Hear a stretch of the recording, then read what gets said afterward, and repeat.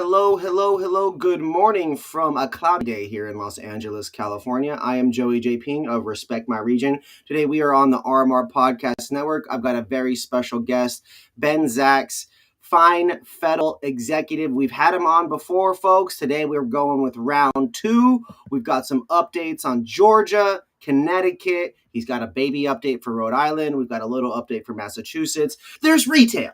There's cultivation. And then there's my guy, Ben, leading the squad. Ben, welcome. Good morning. How you living, bro? I'm good. I'm good. It's glad to be back. Glad to hear things are going well and good to see you again. It's a pleasure to have you here, brother. It's dope to be able to link with you again and catch up. We've done, gosh, bro, I think I've done close to 100 episodes since we last connected.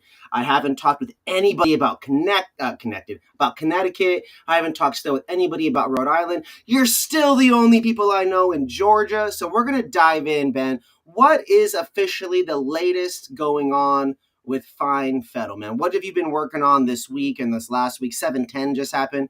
What have you been up to, brother?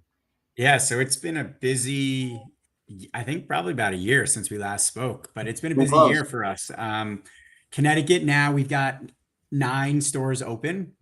We can Wow. open 2 more technically. We're trying to figure out what we do with those last 2 licenses. Wow. Connecticut's market's been, sort of plateaued, and so the question is, can you make your money back opening new stores? Yeah. But the biggest thing for us there is we finally, after 18 months, after almost 2.5 years of licensing, got our cultivation and manufacturing facility open. Nice, dude. All indoor? Yeah, Or are we talking greenhouse on some like, all indoor. So we built a 46,000 square foot facility, 16,000 square feet of canopy. We can double stack that. We're assessing sort of the market demands before we do that. We'll have extraction, we'll have a kitchen in there. And in May, we launched our first product with our brand Comfy because, comfy? yep, Fine Fettle means to be in good health and good condition, and our real tagline is comfort and cannabis. Oh, So I we like that. adapted that into the Comfy brand with 2 F's, and the first flowers come back just really incredible. Everything's been between by basically 19 and 20, sorry, 24 and 29% THC. We've had above 3% terpenes There across we the go. board in all of our strains. Um, and as we dial in those environmentals, just keeping everything more consistent, and the feedback from our customers, and honestly, just as important, our employees, has been awesome. So that's been great. It's huge. In Massachusetts, we had a number of changes. We offloaded our license in Martha's Vineyard, Yep, yep. and we opened up another store in Massachusetts in West Springfield, and just really Cool. honed in on West Springfield, retail that's there. the west side of the state, right? In Mass? Exactly. So Springfield. right sort of it's right sort of on the west side center of the state. It's the first actual Yeah, store as if you we come. break it into thirds, it's like the east side of that west third, right? Exactly. And it's the first store as you come from Connecticut. And Connecticut pricing has been high, but we're a pretty, well known and dominant retailer in the state. And so we've got so much access to the Connecticut customers who have been going to Massachusetts to buy more variety and cheaper product. And so Yeah. that store has just been great. And we've been sort of figuring out what to do with our cultivation manufacturing facility there, just because there's been really an oversupply, Yeah. super cheap prices. It's hard to make money, honestly, on the production side in That's in Massachusetts. Mass, you're saying? Massachusetts? Yeah, in Massachusetts, and where you see the ebbs and flows, right? There's not enough supply and prices are too high, and then it evens out, and then you got too much supply and prices come down, and then people, Is it a hone in seasonal and thing, Ben, focus. or is this just because people are perpetually harvesting because they have the build outs at this point? Exactly. I think it's that. And then they realize, like, look, the scariest thing you can do in cannabis in a lot of ways in your business is have inventory that cannot move, Yeah. right? Because you put in all the money, you put in all the costs, these dollars are sunk essentially. So, Yeah. Yeah. that's The been really chicken's interesting. hatched, Ben. If it's ugly, it's harder to move, brother. It's still there. Exactly. And so that's been huge. And then in Georgia, we went into it. It's a difficult legislature there, and the views on cannabis are definitely a little more old school. Yep. We had a bill that would have really pushed the industry in January, March, January, February, March, April, and we were at the 1 yard line, and we didn't get a vote on our bill. So our bill sits there waiting for next year. And so now we're really spending the year honed in, focused, educating the legislators, helping them understand the hemp market, the legal market, the gray market, the legacy market, what our testing protocols are and ours, the veterans who are in our program, and really trying to get them to understand, not just look at it as like, oh, I'm legalizing cannabis. Because Because if it was just a money grab, I think they would have said yes to it. It's clearly not just a money grab for them. The exactly. And taxes and those things are not enough to sway them as of yet. exactly. And, I think we all in the industry, we're so myopic in our focus in understanding what this does for people medicinally, recreationally, what the goods are, the job it creates. But we live it every single day. And so for people not living it and hearing it, and if you're 70 years old and you grew up hearing a totally different story, You're we going have to to hear recognize different. that, like, that's our audience. You're going to have a different set of concerns and in your side, they're going to have certain concerns that are different than what we consider pain points to be. Correct. Right? Exactly. And so then we're crossing our lines and no one's communicating right about what they really care about. Right. Exactly. And we've got this interesting thing in Georgia, like, in every state, potency limits are based on milligrams, essentially. Yes. In Georgia, it's based on percentage of THC by volume. So we sell products, tinctures, that might be 5% THC, but it could have 1,000 milligrams in a small bottle. Wow. So it's just this, like, the education just around, like, we're selling significantly stronger products than are allowed almost anywhere else in the country, but we also have this unbelievably restrictive program where flower is not allowed, flower is not available. And look, if someone smokes a joint and someone takes too much of 1,000 milligram tincture, the fear that they have on the joint does not even compare to the reality of the potency of that tincture. But there's just such a mismatch in understanding that, we're trying to retrain and readjust. And this was a bill in Georgia passed in 2014 or 2016. And so they're still living in it from 9 years ago. And then it took 7 years for the program to get open. And there was no progress in those 7 years. So it's been a really interesting time. And but our facility's humming. It's like a crime that the flower we produce out of there to create this oil is not available for sale. But that's what we live with, being early, early angels, early operators, early evangelists in the cannabis industry, especially as you jump into new states. Wow. Okay, so I'm gonna show. I just chat GPT'd some data, so we're gonna just use this data point as like a. All right, let's see how well ChatGPT is. This isn't the most accurate point, but they did cite it. They cited the sources. Are you ready for this now? Let's hear it. Okay, hospital and ER visits related to cannabis use. This is for Canada, Ontario, Canada. Okay. ER visits among seniors jumped from 5.8 to 15.4 per 100,000 after flower, right? But then to 21.1% following edible legalization. And that was in 2020. So we think about there was a 10% jump, which was because we went from legal to not legal, or from not legal to now legal, and flower exists in Canada first, right? And then they added edibles after, and it jumped another 6%, right? That is a total jump. Now we might say, well, the flower was 10 and this one was 6. It just went legal at that point. That's the tidal wave. That's the outlier of that data point set. And then we always see after it starts to go down because there's more education, there's more understanding. And also the data does not rationalize for why people went in, right? And, we see that there's also many more calls. The other thing that a lot of the data from, hospital visits are maybe based on visits or they're based on call-ins with questions versus who was actually hospitalized and what were the outcomes, right? And you can't find an overdose from cannabis. The data is just not there. It doesn't exist. Significantly fewer driving issues than alcohol. And so all of these things sort of fit together. But we also have to realize that, some of this stuff is real. And how do we make sure that we create a safe legal system and market? Because we can't make progress without government. And you need government buy-in that has so many different things. And I think, sometimes there's frustration in this industry frustration from the advocates of like, it should just progress and move forward. But there are real steps that need to take to make it happen effectively so Absolutely. we can actually get to the long-term goals that I think we all have. It might not seem like it in today's America that checks and balances are happening, but historically, with things like this, legislation, cannabis, drugs, vaping. When I was in high school, you could be under 18 years old and buy energy drinks. After the Four Loco incident, when I was in college, which happened at my university, where all these kids went to the hospital because of caffeine and Four Loco mixed with vodka and Oh, I water, remember those days.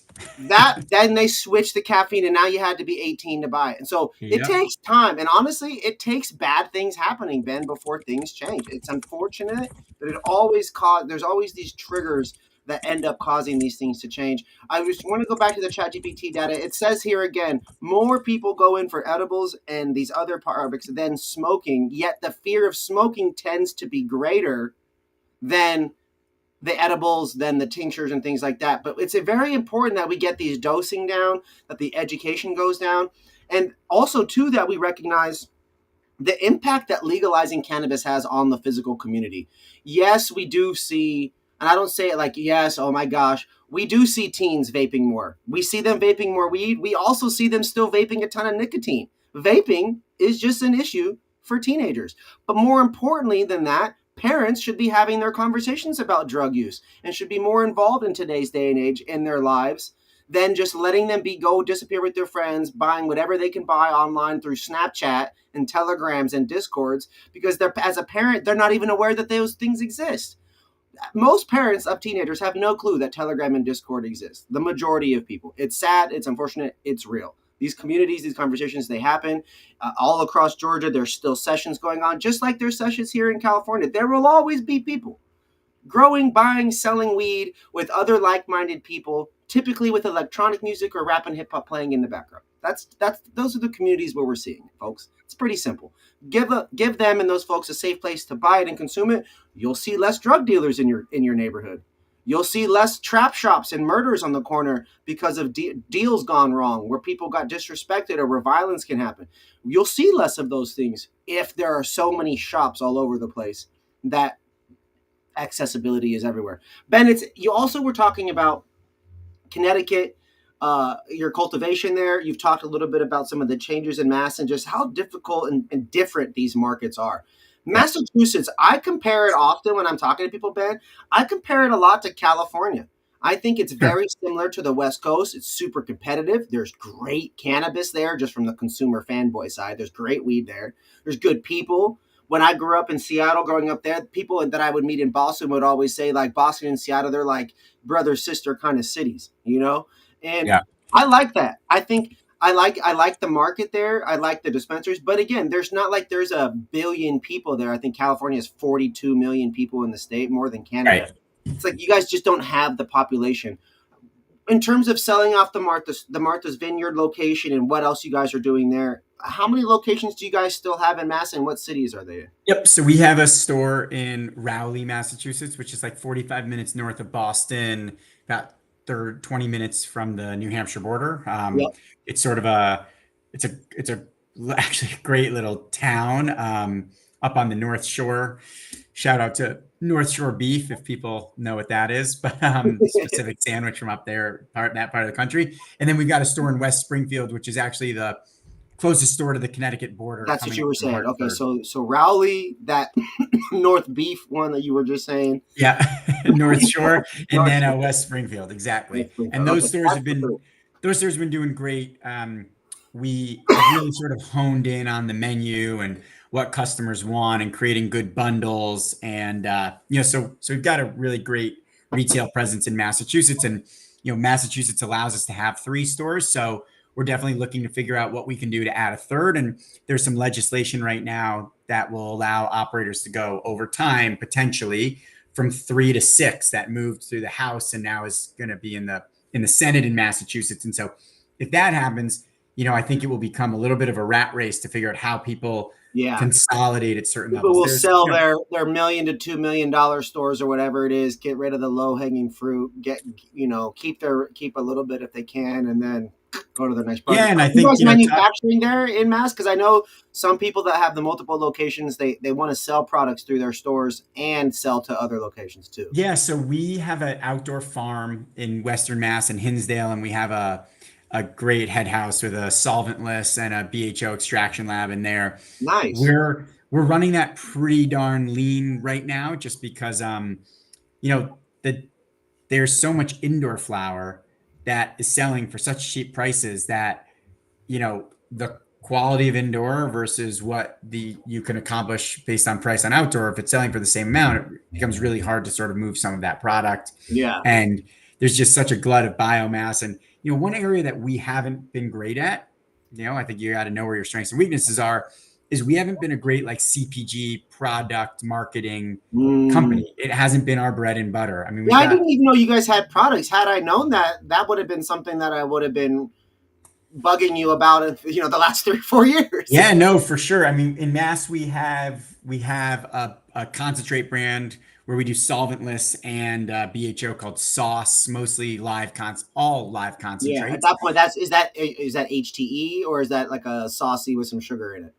It's Because it's like this is HTE is just the liquid layer, but like Look, sauce, this is you part of this technically is part get of the both, right? problem. I think we never really dialed in exactly what the market wanted from us and what we did best, Mm. right? And so we did a butter, a shatter, a wax, and we were sort of all over the place, and with a lack of consistency. And then as prices came down on other products in the market, we really started to focus more on bringing in third party. And so I think Yeah, this is one of the realities of the industry, is like, we're so proud of this idea of seed to sale and being a vertical business, and you just can't be great at everything all the time. it's And very hard. so you need to think about, for me, for us, like, we need to think about each line of our business as its own business. Hmm. And then as they come together vertically, it makes sense. And in Massachusetts, our production side wasn't as great as we needed it to be. We also came out with a sort of a value brand called Splendid Garden, which was really like, getting cheap flour, shake bags, things like that, which there's a huge demand for. Yeah, the affordable flower SKUs go crazy. Go It's crazy. just hard. My understanding, not a grower, not a manufacturer, not even a numbers guy, just what I've learned from all these episodes and all the tours, Ben. It's tough to keep the consistency of those affordable products, because the goal is never to grow weed that's mids and then to Correct. keep it there all the time. Correct. What generally happens is It's the people price. up front in early markets like spend too much money, and they want to do everything and they want to do it perfectly. And then there becomes more supply and market Yes. pressure comes down. And if you are not a company who I think like thinks about being unbelievably cost efficient from day one and doing your best with cost efficiencies, your other option is cutting costs. Yeah. And when you cut costs, the mentality is like, oh, we're cutting things, not we're stretching what we have to the best. And I Yeah. think that mentality is key. And one thing that I love about my chief production officer is he's like, I want to make sure that our team, we're going to give them all the infrastructure to do things incredibly, but we are not going to make anyone spoiled here. Yeah. We're going to make people work really hard to have great results, because inevitably prices do come down in markets. And if you're one of the companies if you're one of the companies who's been thinking like it's a really, really hard market when the market's actually good, when the market actually gets really hard, you're ready to go to battle. And 1,000%. I think a lot of companies used to say like, oh, I'm so proud that we've got 250 people in our facility. And it's like, oh my God, that costs a lot of money. And then employees become really specialized in the thing they do, but they don't get good at everything. And then you're measuring utilization and you're lowering some of your costs. And it's a hard business. And we just always come with the mentality of like, we have to be the best at getting better. Like, that's what we always talk about. Like, how do we be the best at getting better? And how do we stretch the resources that we have so that what we're actually doing is we're making every person at our company better, more effective. I would much rather pay somebody 70% more than bring on a new person, because I'd rather give that person the ability to accomplish more, to make more money, to gain their skills. And look, paying another person the same amount and paying one other person 70% more, you've got buy-in, you've got people who want to stay for a while, you've got people who you're investing in. And we Yeah. think that that's the best way to run a business. We have I just want to take a moment to shout out two people. One, our sponsor, big shout out to Kevin Sparks and sparkscan.com, our premier partner marketing agency for all cannabis management. I'm sorry, cannabis marketplace. He's great at what they do, guys. Sparkscan.com, Weed Maps, Leafly, Yelp, um, Google injection tool. These guys are great. Make sure you guys tap in if you are a retailer or brand and you want to have better campaigns to just maximize the millions of viewers and users that are using those platforms that I just mentioned. The second person is Nathan from Road Trip up in Michigan.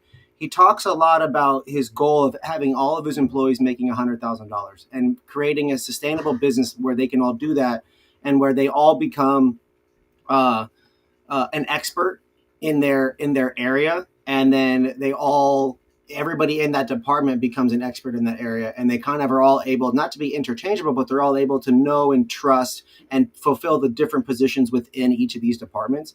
And I think that there's something to be admired because people will buy in, people will care more, they'll be more thoughtful, they won't just check out when it's your time to, when it's the problems in front of them and they just got to go ask somebody to figure it out. They'll think about it. They'll try to help. And Culture, it's not always about culture and staying buy-in. late in overtime, but it is about people caring more. Totally. Culture and buy-in are everything. And if you don't have employees, it's a job. Don't get me wrong. Like people are working. It's not what everyone necessarily wants to be doing. It's a necessary evil of our world, maybe. But we want Fine Fettle to be a place where people are like happy and excited to come to work. I mean, we measure employee net promoter score every quarter. We really try and do a lot to like understand both from compensation, work-life balance, just what they're doing in their jobs, giving people opportunity to grow, to care. Because if I feel if your employees are bought into your goals and believe in your company goals and believe in your vision and your mission, they're much more likely to care and work hard. And you want some people who just love the specific thing you're doing, and you want Yeah, some people who are thinking and growing and developing into different opportunities. Because if you get somebody who's unbelievable at one thing and they keep getting better and better and better at that thing, you're doing better because of it, right? yeah. Like getting That person 1% becomes better. a leader after time. Exactly. Then they learn communication skills, interpersonal Exactly. skills, and then it just becomes again that culture starts to get stronger, and then it becomes not just like they always say walk the walk, right? Don't just talk the talk, right? Well, for Yep. people to really recognize that the walk's being walked, it's hard to see somebody doing what they said they were going to do when they're one person. When it becomes Correct. two and three and four and five and six, and then the whole department, then the whole team, the whole wing of a company, it it becomes a tidal wave, and then it Totally. becomes then you start attracting people that want to compete to become better and better every For day, sure. I right? mean, 5 years ago, we only had a company who could basically have 45 people, right? We had three stores and we had a farm that we were building. Wow, And, you know, as of today, I think we've had 22 people now, maybe it's 18, 22, maybe it's soon to be 22, hit their 5 year mark. And wow, so, like, almost 50% of the people who were with us 5 years ago are still with us. And I hope that that's that cool. means that we've invested in them and given them the opportunity. And, if they're still with us, that means they're adding value every single Absolutely, day. And, absolutely. I think that's what it's all about because Bringing more people get value to other the table opportunities. leads to more access, leads to more opportunities, like this cultivation you're doing in Connecticut, like the additional three licenses or the third retail we want to get with three more later after that in mass. There's a lot to be had. There's a lot still to be worked for and achieved within the Fine Fettle brand ecosystem, and your guys' future is definitely bright in terms of all those things. Now, I want to focus back in a little on Georgia. I've got a couple questions surrounding Georgia, just because I smoke a lot of weed, Ben, and it's been almost a year since we connect. And so you said earlier that the law for it to change, or the bill for it to change to somehow some way didn't pass. It's up for next year. What were we hoping for with that bill? And then what The, is the, still the current reality? If you could just fill in some of the details for what the program is as of today and what was on the changing table, that would be great. sure. So the bill today is and the laws today makes the program what's called a low THC oil program.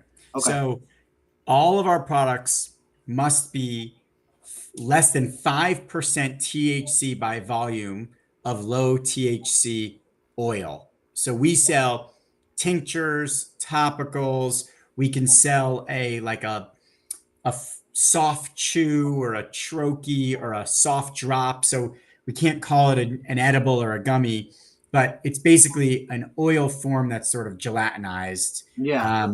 that we can sell. But they're actually quite strong because 5% THC by volume does not mean like 5 milligrams. It can Yeah. be like we sell 1,000 milligram products, incredibly, incredibly strong products. Because of the But volume, 1,000, it could be 1,000 milligrams, and that could be 5% of whatever the whole of thing is. 5,000. Yes, exactly. And so that is, what the program is now.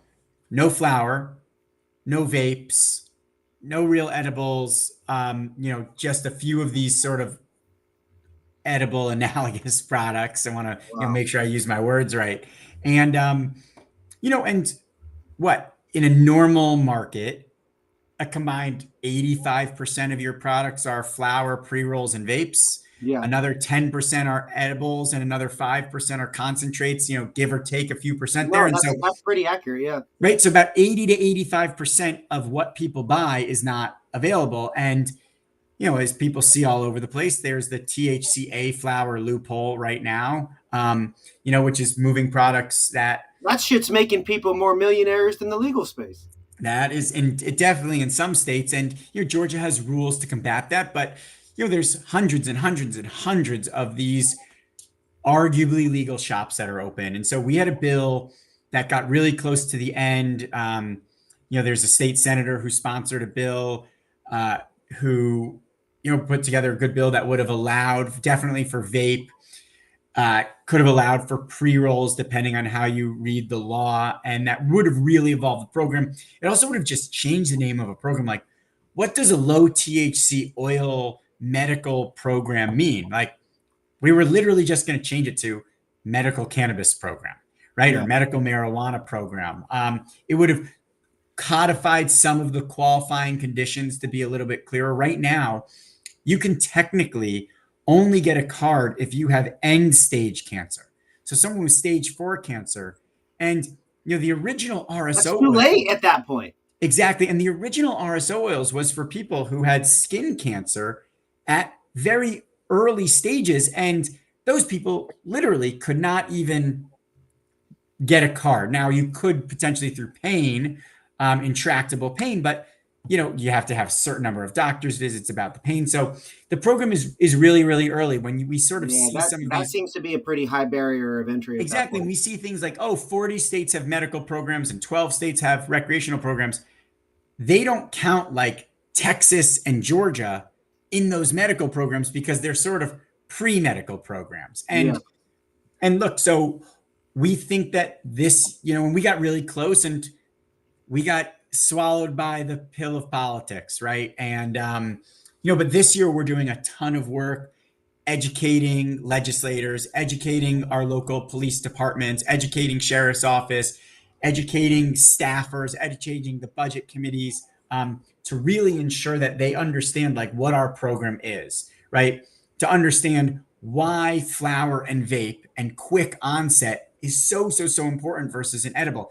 If you Yeah. are having a seizure, an edible or a tincture ain't fixing it right away, but flower can fix it in 30 seconds. And it doesn't And always have to be smoking because we don't want kids to smoke. There are vaporizing methods that heat the exactly, flower slowly slash quickly, relative, time is relative, to the point right. where you can just inhale and breathe it in, and it's less harmful. There are no carcinogens at that point. And so, they getting the education out there is huge. Ben, where can people find some resources to learn this kind of stuff? Is it on your guys' website, or Yeah, is so it we have a somewhere else? website, at finefettle.com. We also have a newsletter that we put out.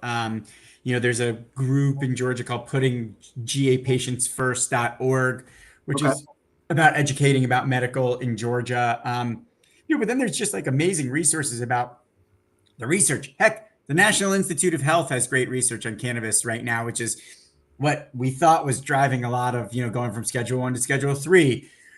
shout out to Leafwell, who has an unbelievable repository of research around. And just looking at sort of what's happened to budgets in states, what's happened to illegal sales in states.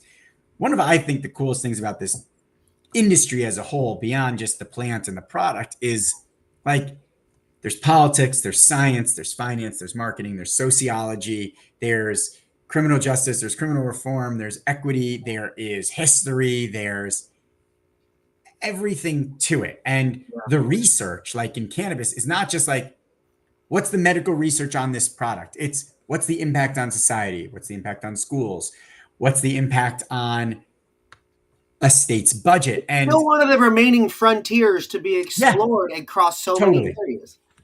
totally. And that just, for me personally, like, just drives the intrigue of it all. And I think that, like, while we go through the same problems all the time, and that's just life and day to day, we're also encountering new ones. And we Mhm. hear a new spin on something good or something bad, right? If it was easy, everyone would be doing it the same way, but it's not. And so there's individual ways to go about it all. And I think that that's, really special about creating a new legal industry. Not to say that there hasn't been a cannabis industry for years and years and years and years, but as governments, putting itself into it and figuring it out, we're all like finding new all the time, which Mhm. is, to me, like so exciting because I think just naturally I'm a person who loves to figure out problems, and we got a lot of problems to figure out. I, I appreciate your perspective on this, and also too, just like the energy and passion you have for it. It's a balance, as you said. It's like business. It's so many different things all at once, all to be learned and grown and taken to these next levels. Before we get you out of here, Ben, I got a couple more questions, but mainly around the Connecticut market, as I know very little about it, and then Yeah, and then we round it out. You guys are out of Rhode Island as well. correct. Yeah, we had a I don't know processing anything and about Connecticut manufacturing and Rhode license. Island, those two markets. So what is the Connecticut market like? What is Rhode Island? Why'd you bounce from Rhode Island? And what's the future of Connecticut look like for you guys? Sure. So Rhode Island market was a small market. It had three vertically integrated medical dispensaries, Ugh. and then it had like 30 former caregivers and producers and growers, and it was a small medical market. And then they did a licensing round application that was, if you pass a certain threshold, it was a strict lottery. We didn't win the lottery. We had a processing facility, so we were making vapes. We were the first ones to come out with packs in the state. We partnered with Can and were producing the Can drinks when they were really focused on the dispensary market versus the hemp derived side. And then adult use came, and there was a lot more vertical integration, and it was just, it was hard to break our way. Awesome team there, creating great products under our brand Happy, and partnering with PAX. And PAX, you might remember 4 or 5 years ago, was like the vape brand, and now like you don't see them as much anymore. And so just shifting market there, and so we were able to sell off that facility and license. So that's what's going on there. They're Rhode Island, small recreational, medical market, then small adult use market, hyper small adult competitive, use market. bunch of verticals. Exactly. Connecticut, we've been rec now for 2.5 years. Wow. Rhode Island also has had great pricing sort of from day one. It's always been a pretty cheaply priced market. And in Connecticut, we're surrounded by New York's legal market, Massachusetts, as well as Rhode Island.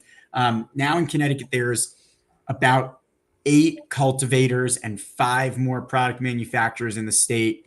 Pricing has really started to come down into a competitive place, getting everywhere but flower pretty much close to Massachusetts. Sorry, everywhere but vape pretty close to pricing in Massachusetts. There's 70 stores in the state. We have Wow. 9 of them. It's a lot of it. It in the medical market, it was a lot of big MSOs. Like, we're technically an MSO. I don't think of ourselves as one of the big ones. Acreage was there, Curaleaf, Verano, Oh yeah, those are the GTI. The big guys, and then a couple of us local guys. And now with new licenses, a huge focus on social equity licenses and partnerships between social equity operators and the original medical operators. That's really driven the program. It's been a market that's sort of petered out in terms of revenue. The whole state's doing about 23 to 26 million dollars a month, Hmm. which per capita is one of the lower Yeah. states in the country on a legal market. But it sort of kept people from not overly investing, which I think creates a level of sustainability for the operators here. But it's definitely been a tough market that we've done a really good job staying focused, staying local in. And for us there to be vertical now, starting in October, November, we'll really start to wholesale our products out across the state. Cool. We wanted to walk before we run. Going back to my thing of like, do things well, don't spend too much money, is Yeah. like we needed to produce great flower and great pre rolls to then get into great vapes, great edibles, more SKUs, et cetera. And so, we're taking a measured approach rather than spending the money to do more. And, but we're excited about where Connecticut's going. We think that as prices can continue to come down, it's actually not going to hurt the overall market. It will help the overall market because it will keep customers inside the state and will send people to legal stores rather than outside of the legal market. We want people consuming tested cannabis with honest Correct. results, with consistently made or consistent manufacturers making products that do what they say they're going to do, that the numbers are reflective of the potency and the effects and all that kind of stuff. I think it's super important. Everybody, we really appreciate you guys watching. This has been an episode with Ben Zacks, Fine Fettle Executive. Fine Fettle is available in Georgia, it's available in Connecticut, and it's available in Massachusetts. You guys can definitely check it out their website. You said finefettle.com, right, Ben? Yep. Simple as that. Finefettle.com. Place your pickup orders. Be sure to call ahead. Ask about the bud tender's favorite products. Get away from the high THC and ask about people's favorite products. And always be sure to ask why, everybody. I think that's super important to get people's true perspective and understanding of why they like it and what it does for them. So that way, maybe you can do something like that for you. The other thing I'd like to recommend, folks, is that seeing as how Georgia, it's mainly this is for people that have true medical conditions and seemingly late stage, pretty painful, serious medical conditions. Be open to these kinds of resources, folks. It isn't scary anymore. These are professionals, hyper clean facilities. I saw it on my last podcast with Judson there, him there in the lab. It's a wonderful experience, and it's something that we can trust on. And I look forward to Georgia's future one day with adult use cannabis. It'll take time. Texas too. It's going to take time. There's also okay hemp THCA products out there, folks, but you've got to do your research. You got to do your justice. The same expectations you would have for high quality premium cannabis, that's the same things you guys should be expecting of the hemp THCA market. And so if you are consuming that out there, just try to ask more questions, try to do your diligence, check the COAs, be sure the testing is accurate, and just overall enjoy it. Try to do what you can to enjoy it. It's a fun time that we live in. Thank you so much, Ben. We appreciate our sponsor as well, sparkscan.com. Without you guys, we wouldn't be able to do this. Any retailers out there, any brands, if you guys want to reach out to sparkscan.com, hit up Kevin, ask about his deal on the Google injection tool that they've got for your SEO, and ask about his Yelp advertising partnership. Those are great places for you guys to start off and learn to make more money for your shops. Ben, I like to end the episodes by giving my guest the floor. Anything you got for the people before we get you out of here? Just, if you're ever in the Northeast, we'd love to have you. We're so excited to have launched our product. If you've got a medical card and you're going to Atlanta, you got a 30-day grace period with your medical card. So come try the things we're doing down there. And I So I think can go to Atlanta and I can use my Cali medical card over there? absolutely for I was 30 days, you can sign an anticipating. affidavit that your card is working and, go if you were at the, That's sick. All-Star game the other night, the baseball All-Star game, you could have popped into one of our shops and yes, it's Dude. very cool. And, just we're excited about what we're doing. And I think like we've just taken this approach of like, try and do the things that you do well, focus on your work and, just have super high expectations. And if you do those things, like good things come. It's, I think when you lose focus that problems arise. And that's how we try and run our business and really stay focused on, as I said before, being the best at getting better. Being the best at getting better, folks. Words to live by and to try to adhere to as we continue to work on ourselves, whether it's business, whether it's cannabis growing, vapes, manufacturing, or just as a person. Something to really think about. Ben, I really appreciate you being here with me today. Big thank you again. Folks, be sure to visit Georgia. If you've got a medical card, pop in, reach out to finefettle.com and ask them how you can come visit them and what you got to do. They'll help you out and get going there and making sure you get some low THC cannabis products there in the Atlanta area. Also, if you're in Connecticut, they've got 6 locations and they've got 2 in Massachusetts. So either of those 2 states, be sure to look for Fine Fettle on Google, pull up, check out their products, give it a shot. I love you all. I appreciate you guys, Ben. I'll talk to you here again soon. And big shout out again to Sparks. Everybody, we'll catch you next time. Love you guys. Peace.